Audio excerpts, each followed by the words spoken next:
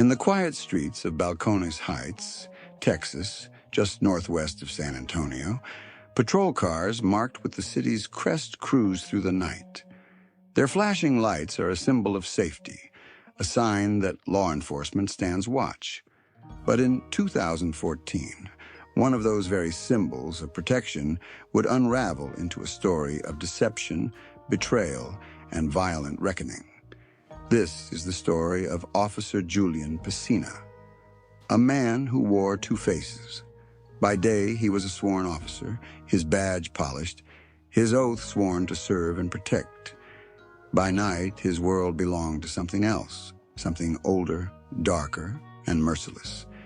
He was a soldier of the Texas Mexican Mafia, a prison-born syndicate with its grip extended far beyond cell walls. Julian's secret was not written in whispers. It was inked on his skin. Tattoos sprawled across his body, signs and symbols only other members of the organization could read. To his brothers in uniform, he was just another young officer with a passion for police work. But to his brothers in the gang, he was a tax-paying associate, obligated to hand over profits from his side business, a tattoo parlor known as Notorious Ink. Every week, that tattoo shop paid its dues, a dime, as the Texas Mexican Mafia called it, a cut of revenue funneled directly into the gang's coffers. This was more than money. It was loyalty. It was the blood tithe every member was expected to give. And Julian gave it faithfully, even as he carried a badge sworn to uphold the very laws the gang defied. But double lives are not built to last. In the Texas Mexican Mafia, there is no forgiveness for betrayal. There is no space for contradiction. And when word spread that Julian was not just a tattoo artist and dealer, but a police officer, his fate was sealed. The execution-style killing that followed was not random. It was calculated. It was the gang's cold, brutal reminder that no one, not even one of their own, could serve two masters. To understand why Julian Pesina was killed, one must understand the organization that claimed him. La M.A. Tejana, the Texas Mexican Mafia. Founded in the 1980s inside Texas prisons, the group was born from bloodshed. Its founding purpose was simple: protection. In the violent ecosystem of prison life, Hispanic inmates needed organization. What started as defense quickly grew into something more, a network that extended beyond the barbed wire. The Texas Mexican Mafia established rules, hierarchy, and most importantly, revenue streams. Their business was extortion. Any drug dealer operating on their turf was required to pay a tax, the dime. Failure to pay was not an option. Dealers who resisted often disappeared, their bodies surfacing as cautionary tales. The gang operated with a militaristic structure. At the top were generals and captains, beneath them lieutenants and sergeants. At the bottom were soldiers, footmen tasked with carrying out the gang's will. And among them, tattoo shops, bars, and street corners became nodes in a vast criminal web. Julian Pesina was a soldier, not a leader, but his dual role made him unique. For a time, it was an asset. His tattoo shop generated steady income, and his status as an officer shielded him from suspicion. But in organizations like the Texas Mexican Mafia, suspicion eventually finds everyone. The gang's culture thrived on paranoia. Trust was a luxury few could afford. The very lifeblood of its survival was secrecy and absolute loyalty. Pesina's secret, that he was a police officer, was like poison in the gang's bloodstream. How did they find out? The answer was startlingly simple: Facebook. On social media, Pesina presented himself both as a tattoo artist and as a uniformed officer. To law enforcement, it was just another officer's profile. But to the gang, it was a revelation that cut at the heart of their code. No member could wear a badge and remain loyal. The organization decided his fate with cold efficiency, a vote, a death sentence. The Mexican Mafia didn't tolerate rats, snitches, or anyone who might compromise its secrecy. And to them, a police officer, even one paying his dues, was a danger that had to be eliminated. The order was issued, the ambush planned. Pacina's days were numbered. May 4th, 2014, Balcones Heights, Texas. The night air was warm, heavy with the sound of passing cars. On the outside, it was a routine evening. For Officer Julian Pacina, it would be his last. That night, the collection was set to take place. Mexican Mafia Sergeant Jerry Spooks Idrogo had arranged the meeting. Idrogo was an enforcer, a trusted hand in the organization.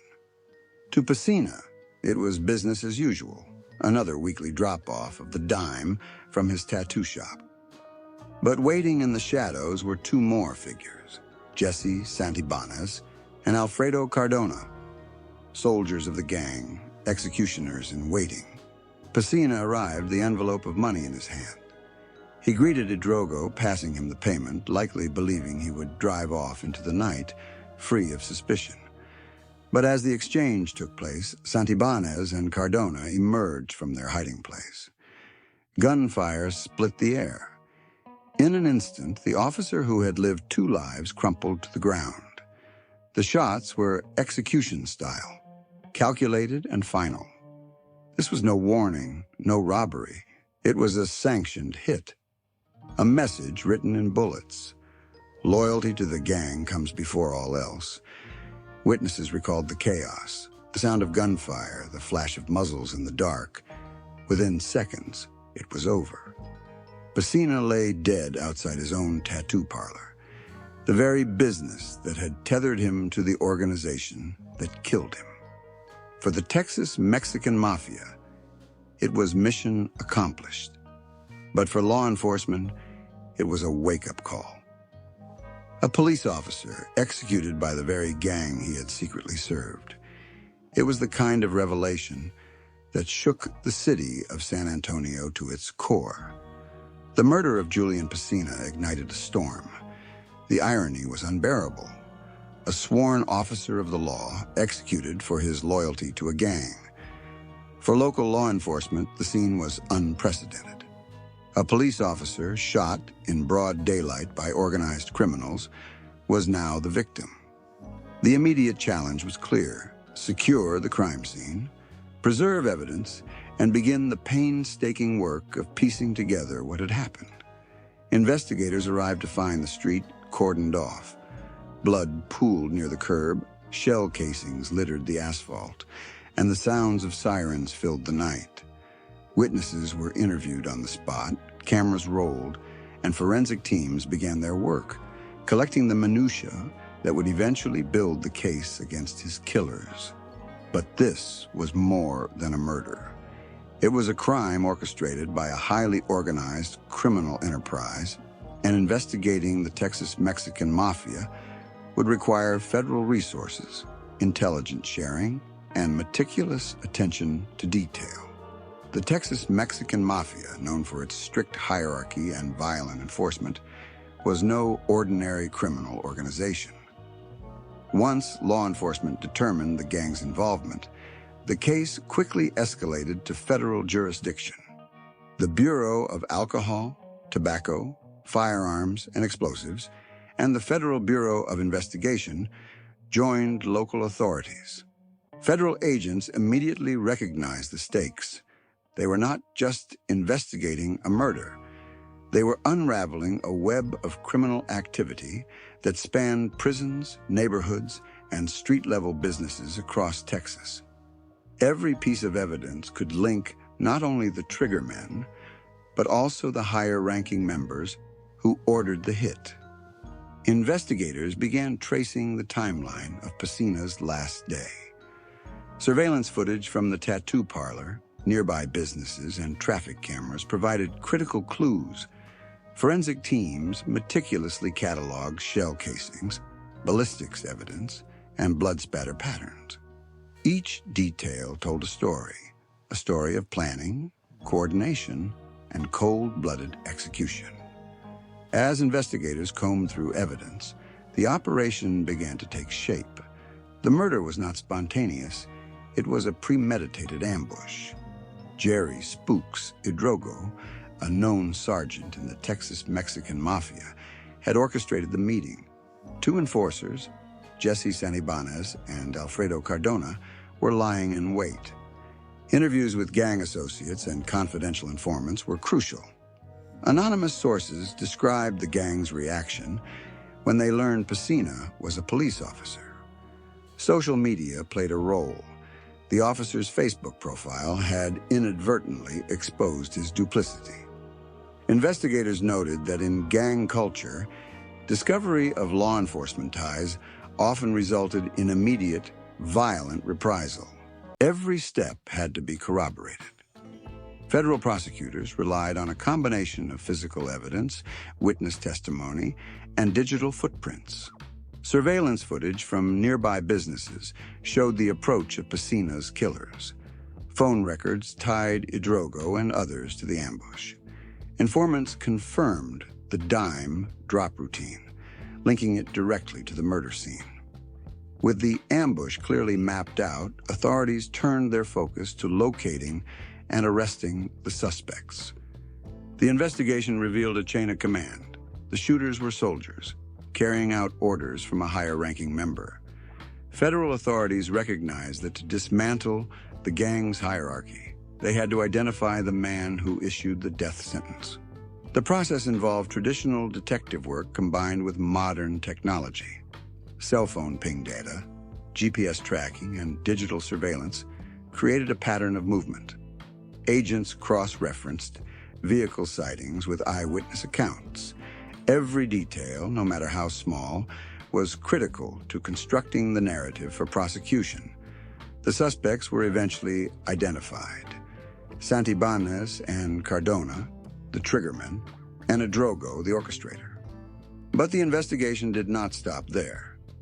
Intelligence and evidence pointed to Ruben Menes Reyes, a higher-ranking member, as the man who had ultimately sanctioned the killing. Federal investigators now faced the delicate task of building a watertight case. Mexican Mafia members are notoriously tight-lipped, bound by a code of silence known as omerta. Witnesses feared retaliation, and evidence had to be corroborated beyond a reasonable doubt. Agents relied on a combination of ballistics and forensic evidence, linking the bullets to firearms found in searches, tracking movements leading up to and after the shooting, tracing payments from Pesina's tattoo shop to the gang's accounts, phone records, social media posts, and electronic communications showing planning, and associates willing to testify under protection. The meticulous gathering of evidence was critical. Federal prosecutors emphasized the organizational hierarchy in court, demonstrating that this was not a crime of opportunity, but a calculated, orchestrated assassination. By late 2014, the investigation yielded arrests. Jesse Santibanez and Alfredo Cardona, the shooters, were taken into custody without incident. Jerry "Spooks" Idrogo was also apprehended. Each man faced multiple federal charges, including murder and racketeering under the RICO Act, which allows prosecution of organized crime leaders by linking them to criminal acts committed by subordinates. Ruben Menes Reyes, identified as the mastermind, was arrested shortly after. Federal prosecutors presented him as the architect of Pesina's death, a leader enforcing the gang's code.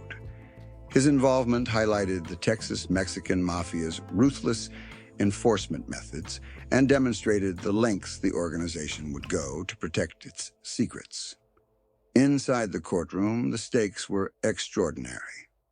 Three men, Jerry "Spooks" Idrogo, Jesse Santibanez, and Alfredo Cardona, faced charges for the premeditated murder of a police officer.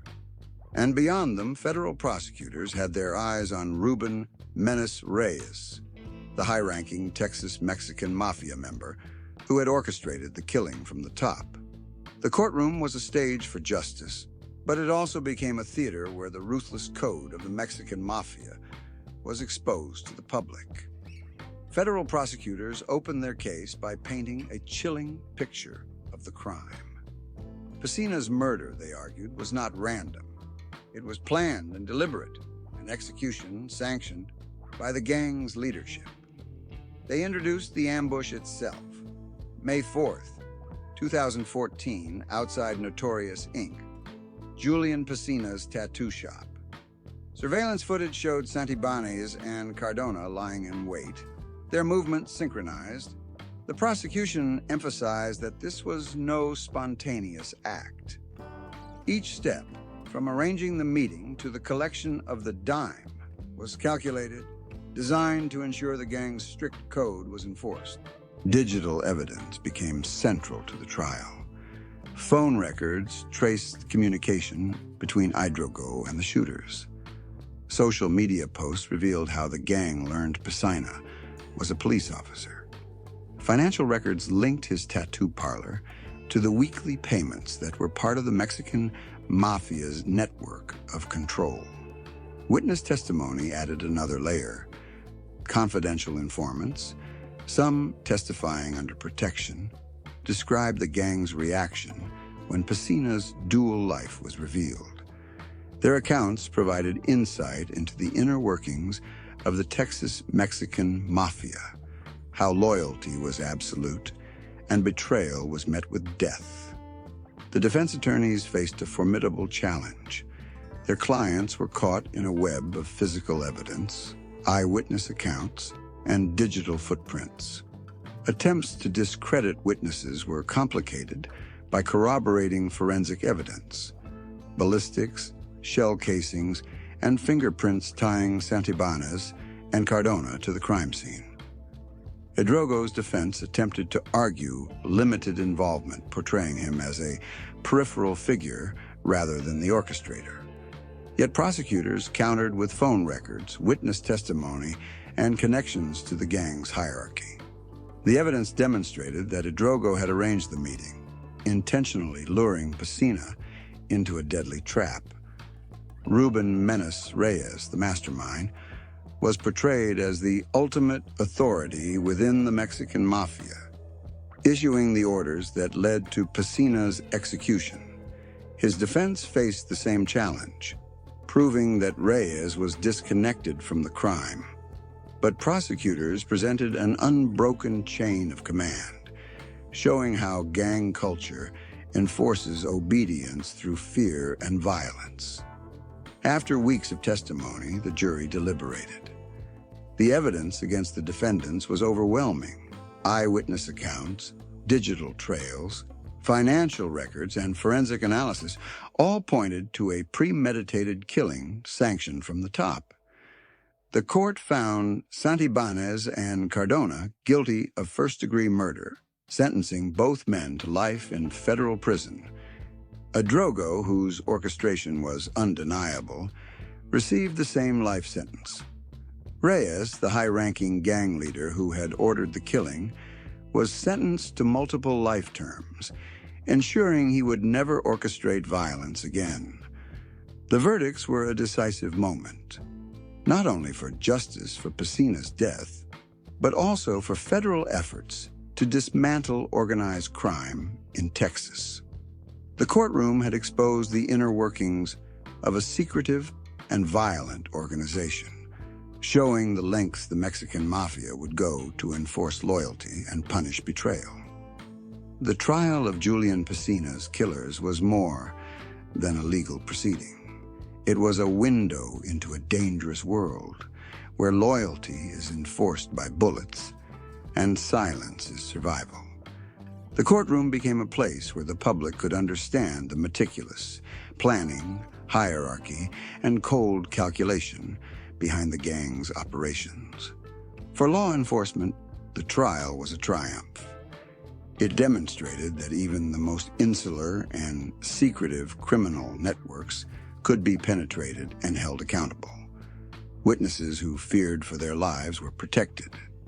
Evidence that might have gone unnoticed in the chaos of the crime scene was carefully analyzed, cross-referenced, and presented with precision. And for the community, the trial offered closure. Balcones Heights mourned the loss of an officer who had lived a double life, but justice had been served.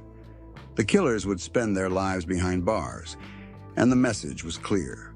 No one, not even those entrenched in organized crime, is above the law. In the end, the courtroom became the stage where order was restored, if only symbolically, to a world where chaos and loyalty collide. The story of Julian Pesina, told through evidence, testimony, and the verdict, stands as a chilling testament to the consequences of betrayal, the reach of organized crime, and the relentless pursuit of justice. In Balcones Heights, the night air has long since quieted. Cars still pass. Police cruisers still patrol. But the memory of May 4th, 2014, lingers. The night when a police officer, caught between two worlds, was judged, condemned, and executed by the very brotherhood he thought he served. For Julian Pesina, there was no escape from the double life he chose. And for the Texas Mexican Mafia, there was only one law: loyalty, enforced by death.